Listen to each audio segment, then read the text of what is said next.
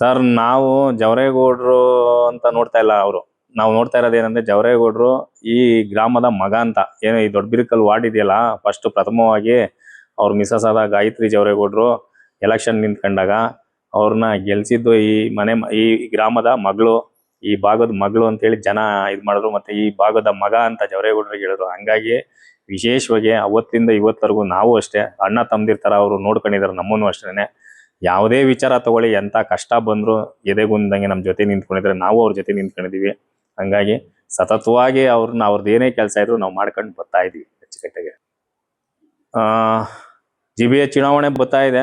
But ಎಲ್ಲ ನಮ್ಮ ಪಕ್ಷದ ತೀರ್ಮಾನ ನಾವೆಲ್ಲ ಕುತ್ಕೊಂಡು ತೀರ್ಮಾನ ತಗೊಂಡು ಕೂರ್ಲಿಂದ ಏನು ಈ ದೊಡ್ಡಬಿರಕಲ್ಲು ಏನು ವಾರ್ಡ್ ಮಾಡಿದ್ದಾರೆ, ಅದರಲ್ಲಿ ಇವಾಗ ನಾನು ಹೊಸದಾಗಿ ನನ್ನ ಅಧ್ಯಕ್ಷರು ಮಾಡಿದ್ದಾರೆ, ವಾರ್ಡ್ ಅಧ್ಯಕ್ಷರಾಗಿ ಮಾಡಿದ್ದಾರೆ, ನೇಮಕ ಮಾಡಿದ್ದಾರೆ. ಹಂಗಾಗಿ ನಾವೆಲ್ಲ ಕುತ್ಕೊಂಡು ನಮ್ಮ ಮನೆ ಇದು JDS ಪಕ್ಷ ಅಂದ್ರೆ ಇದು ನಮ್ಮ ಮನೆ, ನಮ್ಮ ಕ್ಷೇತ್ರ.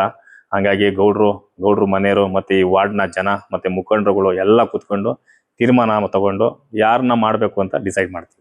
ಒಂದು ಆಸೆ ಇರೋದು ಅದೇ ಅಲ್ವಾ, ಸತತವಾಗಿ 25 ವರ್ಷದಿಂದ ಜೊತೆಗಿದ್ದೀವಿ. ಅವ್ರು ಒಂದ್ಸಲಿ ನಾವು MLA ಮಾಡಬೇಕು ಮತ್ತೆ ಅವ್ರ MLA ಆಗಿ ನೋಡ್ಬೇಕು ಅಂತ ನಮಗೂ ಆಸೆ ಇದೆ.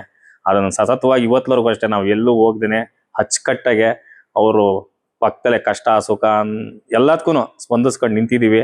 ಅವ್ರನ್ನ ಗೆಲ್ಸ್ಲೇಬೇಕು ಅಂತ ಎಲ್ಲಾರು ಉದ್ದೇಶ ಇರೋದು. ಇಲ್ಲಿ ಪ್ರತಿಯೊಬ್ಬರಿಗೂ ಇರೋದು ಅದೇ ಆಸೆ, ಅವ್ರು ಗೆಲ್ಬೇಕು, MLA ಆಗಬೇಕು, ಸಾರ್ವಜನಿಕವಾಗಿ ಕೆಲಸ ಮಾಡಬೇಕು ಅನ್ನೋದೇ ಎಲ್ಲಾರು ಉದ್ದೇಶ ಇರೋದು.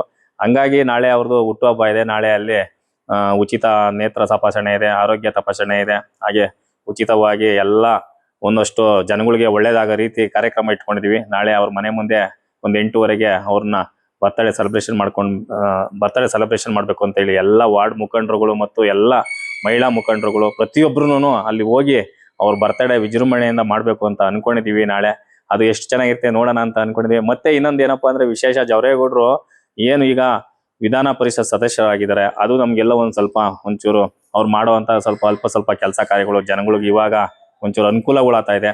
ಹಂಗಾಗಿ ಮುಂದಿನ ದಿನಗಳಲ್ಲಿ ಅದೇ ತರ MLA ಆಗಿ ಈ ಕ್ಷೇತ್ರಕ್ಕೆ ಅಪಾರವಾದ ಕೊಡುಗೆ ಕೊಡ್ಬೇಕು ಅನ್ನೋದು ನನ್ನ ಅಭಿರುಚಿ.